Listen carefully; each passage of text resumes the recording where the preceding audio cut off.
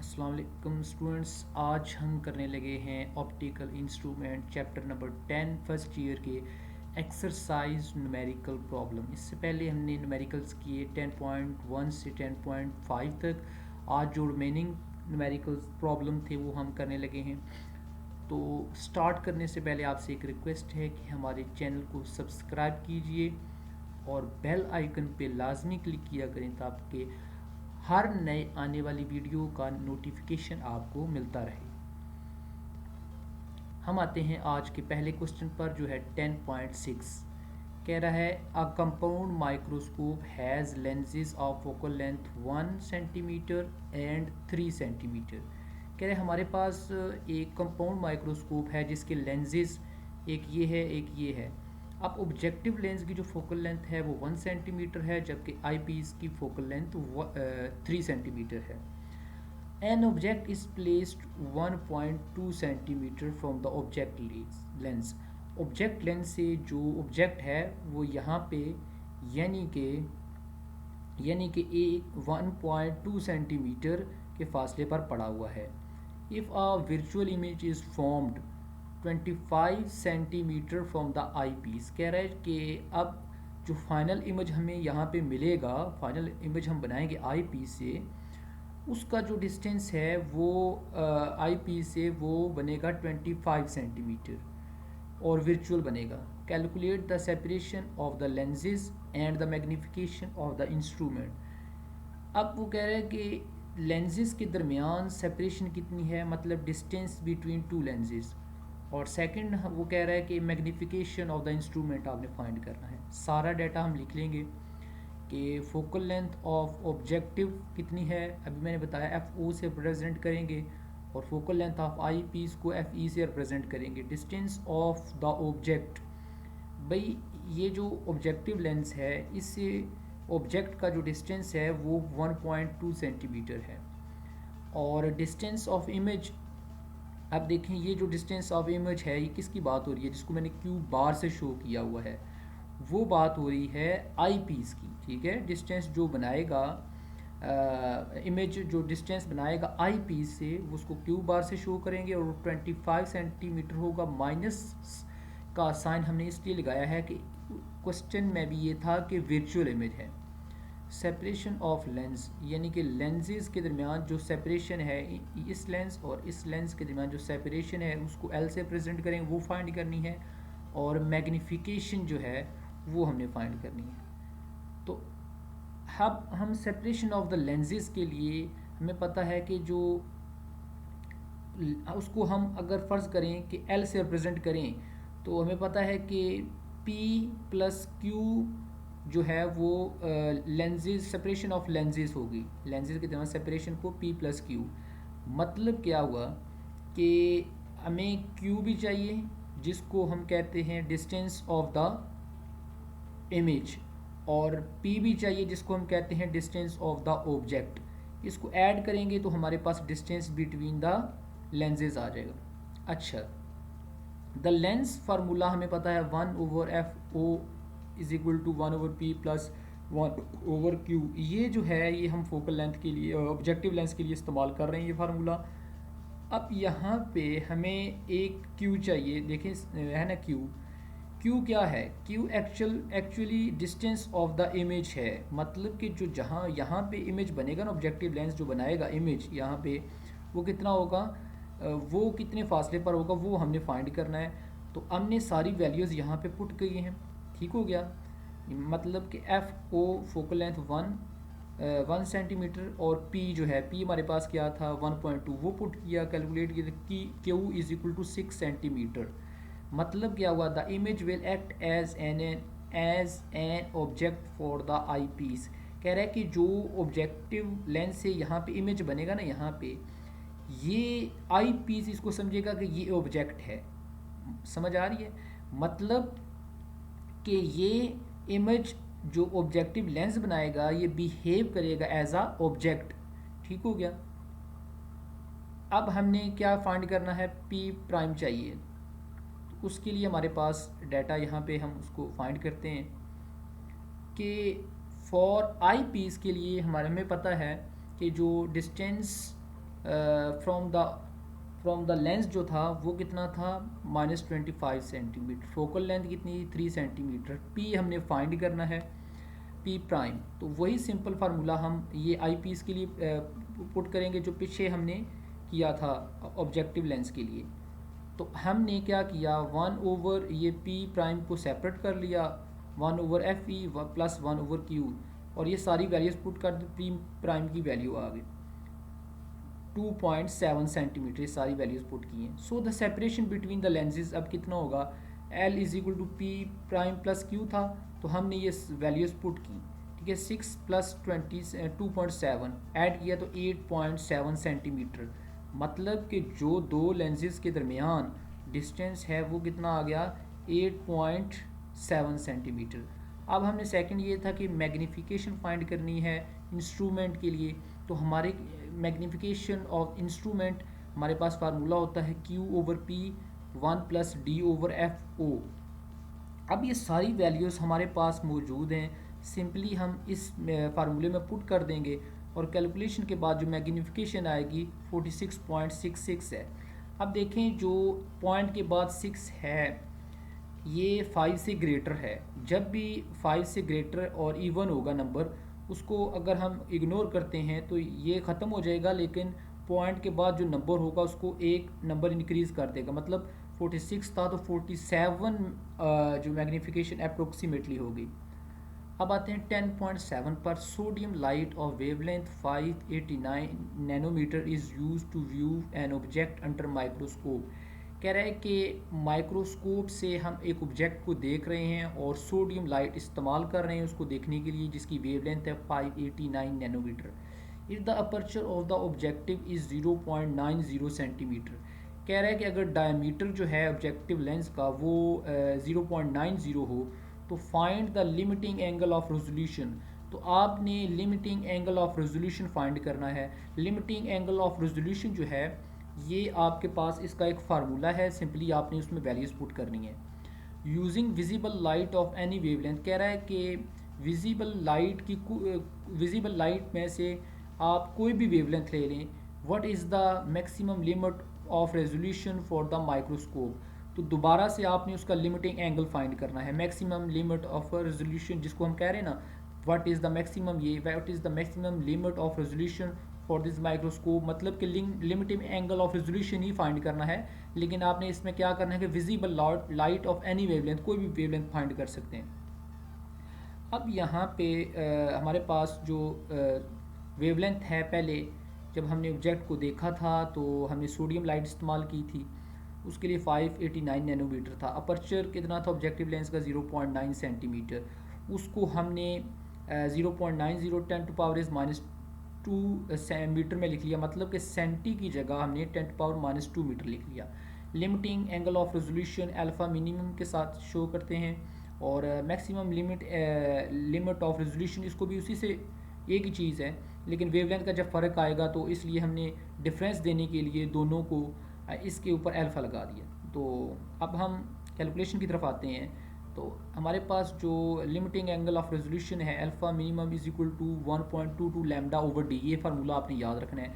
आप देखें वेवलेंथ आपके पास है और डायमीटर भी आपके पास है, सिंपली आपने इसमें वैल्यूज़ पुट कर देनी है, और रेडियन में आपके पास जो है वो लिमिटिंग एंगल ऑफ रेजोल्यूशन आ जाएगा 10⁻⁻5 रेडियन। सेकंड पार्ट हम करते हैं। कह रहा है कि for maximum limit of resolution, जिसको हम अल्फ़ा प्राइम मिनिमम से शो कर रहे हैं, the shortest wavelength of the visible spectrum is used. कह रहा है कि शॉर्टेस्ट वेवलेंथ हमने विजिबल स्पेक्ट्रम की इस्तेमाल की है, और उसमें उसका जो वेवलेंथ है वो 400 नैनोमीटर है, जो कि वायलेट लाइट की है, जिसको हमने लैम्डा प्राइम से शो किया है। फार्मूला वही लिखेंगे, लेकिन यहाँ पे प्राइम आ जाएगा, अल्फ़ा की जगह भी प्राइम आ जाएगा।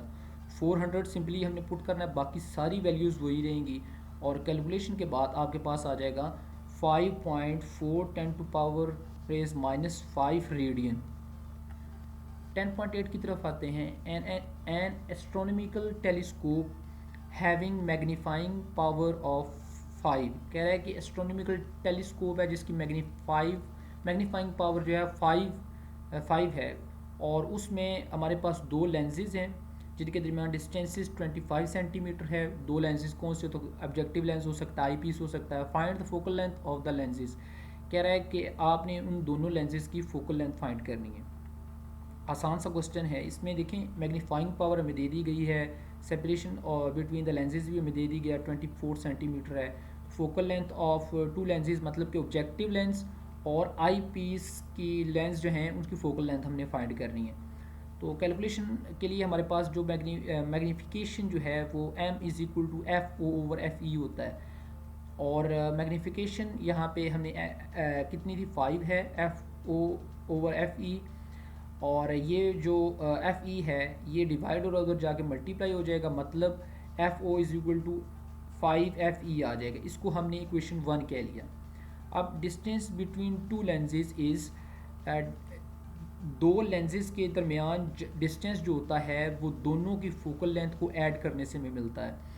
तो अब यही जो है ये रिलेशन हमें इस्तेमाल किया है। तो हमारे पास एल जो था वो तो था, यानी कि सेपरेशन बिटवीन द लेंस था, वो हमने यहाँ पे एल वैल्यू पुट कर ली। और एफ ओ जो है वो देखें इक्वेशन 1 में, ये देखें एफ ओ 5 एफ ई के इक्वल है। तो एफ ओ की जगह हमने 5 एफ ई पुट कर लिया। अब तो ये कितना आ गया, 6 एफ ई आ गया। मतलब कि 6 इधर मल्टीप्लाई उधर जाके डिवाइड हो जाएगा, यानी कि 24, ये मैंने 25 गलती से लिख लिया, 24 ही है, 24 ओवर 6। तो F focal length of 5 is 4 centimetre आ गई। अब हमने वन रिलेशन को इस्तेमाल किया, एफ ई हमारे पास क्या थी 4, तो एफ ई की जगह हमने 4 लिख लिया। तो फोकल लेंथ ऑब्जेक्टिव लेंस जो है वो कितना आ गई, 20 सेंटीमीटर। आसान सा क्वेश्चन है, इसमें कोई मुश्किल चीज़ नहीं थी। 10.9 है, a glass light pipe in air will totally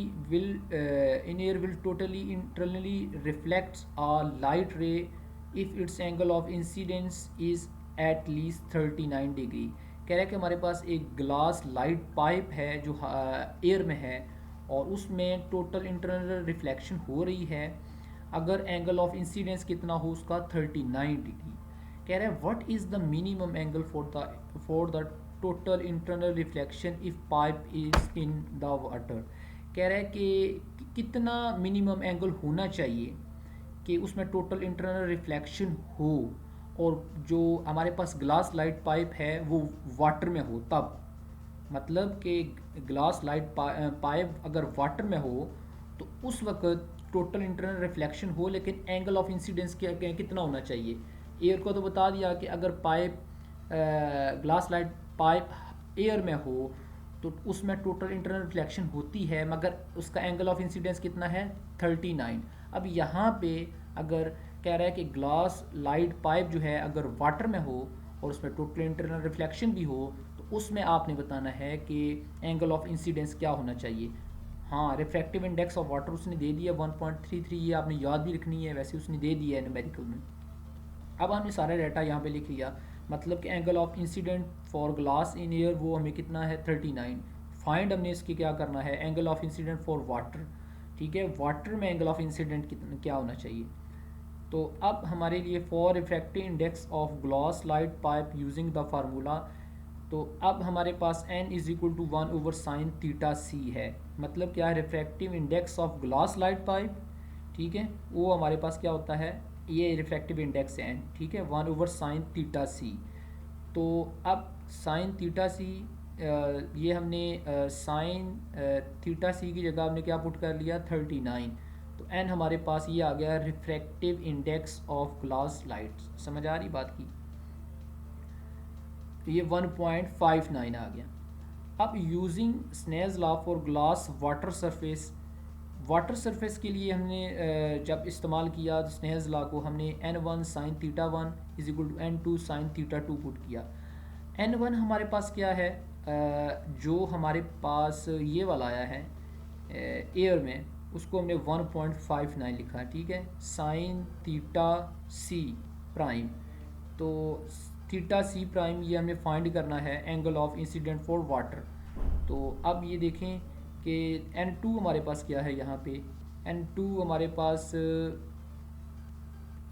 हमारे पास किधर है, ये 1.33। n2 क्या है actually, refractive index of water n2, तो 1.33 आ गया, क्लियर हो गया। और वाटर की बात हो रही है ना, तो रिफ्रैक्टिव इंडेक्स ऑफ वाटर, और इसमें टोटल इंटरनल रिफ्लेक्शन हुई है वाटर में, तो इसलिए थीटा टू जो है वो 90 डिग्री होगी जब टोटल इंटरनल रिफ्लेक्शन की बात कर रहे हैं। क्लियर हो गया। तो अब हमने थीटा सी फाइंड करना है। साइन थीटा सी इधर रहेगा 1.59, उधर जाके डिवाइड हो जाएगा 0.854 आ जाएगा, और साइन उधर जाके इन्वर्स हो जाएगा, थीटा सी की वैल्यू आ जाएगी 57 डिग्री। मतलब क्या हुआ कि अगर वाटर में ग्लास लाइट पाइप जो है उसमें टोटल इंटरनल रिफ्लेक्शन हो रही है, तो एंगल ऑफ इंसिडेंस कितना होना चाहिए, 57 डिग्री होना चाहिए। लास्ट क्वेश्चन की तरफ आते हैं, इसको गौर से समझना है आपने। 10.10 है the refractive index of the core and cladding of an optical fibre are 1.6 and 1.4 respectively. कहता है कि रिफ्रैक्टिव इंडेक्स जो कोर और क्लैडिंग का है वो कितना है, 1.6 और 1.4, यानी कि एन से हम उसको रिप्रेजेंट करते हैं। कैलकुलेट आपने क्या करना है, the critical angle for the interface. Critical angle for interface आपने फाइंड करना है। The maximum angle of incidents in the air of a ray which enters the fibre and is incident at the critical angle on the interface. कह रहा है कि maximum angle of incidents find करना है जो हवा में है। अब ये सारी चीज़ें मैं डाटा लिखूंगा और फिगर से आपको समझाऊंगा कि एक्चुअली वो क्या क्या रहा है। तो डाटा की तरफ हम आते हैं। तो डाटा जो हमारे पास है वो ये है कि रिफ्रैक्टिव इंडेक्स ऑफ कोर जो है N1 से रिप्रेजेंट किया 1.6 है। रिफ्रैक्टिव इंडेक्स ऑफ क्लैडिंग जो है वो N2 इजिकल 1.4 है। ये एक्चुअली है क्या, कोर और क्लैडिंग, ये हमारे पास ये फिगर जो है, ठीक है, ये हमारे पास कोर है और ये क्लैडिंग है। क्लैडिंग 1.4 है, ठीक हो गया, और ये जो कोर था इसका रिफ्रैक्टिव इंडेक्स 1.6 है। क्लियर। हमने फाइंड क्या करना है, critical angle for core cladding interference. कह रहा है कि थीटा सी से रिप्रेजेंट किया हुआ ये वाला, मतलब कि हमारे पास जो क्रिटिकल एंगल होगा यहाँ पे फॉर कोर क्लैडिंग इंटरफेरेंस, जिसको हमने थीटा सी से रिप्रेजेंट किया हुआ है, ये 61 डिग्री हमने फाइंड कर लिया है, ठीक है। लेकिन हमने कैसे किया वो भी मैं बताऊंगा, लेकिन अभी ये बता रहा हूँ कि ये जो हमारे पास एंगल है वो थीटा सी है, ठीक हो गया। ये आगे कह रहे हैं maximum angle of incidence is equal to theta one prime, वो हमने फाइंड करना है। मैक्सिमम एंगल ऑफ इंसिडेंस मतलब क्या कि इन द एयर, ये जैसे ही एंटर हुई एयर में है, तो ये जो हमारे पास एंगल बनेगा मैक्सिमम एंगल ऑफ इंसिडेंस, ये आपने फाइंड करना है। अब कैलकुलेशन करते हैं हम। तो पहला तो हमने ये फाइंड करना है कि जो critical angle for core cladding interference theta C है, तो हमारे पास जो कोर क्लैडिंग इंटरफेस के लिए स्नेल्स लॉ है N1 sine theta one is equal to N2 sine theta two. अब N1 हमें पता है और N2 भी पता है, वो हमने N1 और N2 की वैल्यूज पुट कर दी। साइन थीटा सी मतलब ये थीटा सी हमने फाइंड करना है, और जब टोटल इंटरनल रिफ्लेक्शन हुई है इसके अंदर, तो इसलिए सेकंड हम जो थीटा टू रखेंगे वो 90 डिग्री के रखेंगे। अब इसको कैलकुलेट करें, साइन 90 तो 1 होता है और 1.6 उधर जाके डिवाइड हो जाएगा, और इसी तरह जो आंसर आएगा तो साइन इन्वर्स उधर जाके साइन उधर जाके इन्वर्स हो जाएगा, और क्रिटिकल एंगल जो है वो 61 डिग्री आ जाएगा, ये वाला। यहाँ तक क्लियर है। अब कह रहे हैं कि फिगर को अगर देखा जाए, द एंगल ऑफ रिफ्रैक्शन ये जो है यानी कि कितनी रिफ्रैक्ट हुई है, मतलब ये तो क्रिटिकल एंगल था ना, ये तो रिफ्रैक्ट कितनी हुई है 29 हुई है। वो कैसे हुई है, मतलब जो हमारे पास क्रिटिकल एंगल था कितना आया है 61, और उसको 90 से माइनस करेंगे तो हमारे पास थीटा टू आ जाएगा, ये वाला, कि the angle of refraction theta two. Clear हो गया कि कितनी बैंड हुई है ये इधर से यहाँ से 29 तक। Snell's law for air core interference N1 is equal to sine theta one prime is equal to N2 sine theta two prime. अब हम बात कर रहे हैं इस एरिया की, लिहाजा अब हमारे लिए जो N2 है वो हमारे लिए चेंज हो जाएगा, ठीक हो गया। तो उसके लिए N1 और N2 जो हमारे पास चेंज होंगे उसको हम देख लेंगे। अब स्नेल्स लॉ में वैल्यूज़ ये देख लें, फॉर एयर के लिए N1 क्या होगा, 1 होगा, ठीक हो गया N1। अब एयर की बात हो रही है ना यहाँ पे, एयर में है, तो अब और N2 हमारे पास क्या है, N2 हमारे पास रिफ्रैक्टिव इंडेक्स ऑफ क्लैडिंग वो कितना है 1.6 है, ठीक हो गया। तो ये हमने यहाँ पे पुट कर लिया। अब हमें चाहिए क्या था, हमें चाहिए थीटा 1 प्राइम। तो वैल्यूज़ पुट की, तो हमारे पास ये देखें, वैल्यू पुट करने के बाद साइन 29 आ गया, 0.485 कैलकुलेटर से आपने कैलकुलेट करना है, ये आपके पास आ जाएगा। साइन उधर जाके इन्वर्स हो जाएगा, थीटा 1 प्राइम ये जो है जिसको हम कह रहे हैं maximum angle of incidents in the air theta 1, वो हमारे पास आ जाएगा 51 डिग्री। तो ये आज के क्वेश्चन थे। हमारे चैनल को सब्सक्राइब कीजिए और कमेंट की सूरत में लाजमी इसको लिखिए, ताकि कोई भी क्वेश्चन है उसको हम कमेंट रीड करके उसका आंसर कर सकें। आपका बहुत बहुत शुक्रिया, थैंक यू वेरी मच।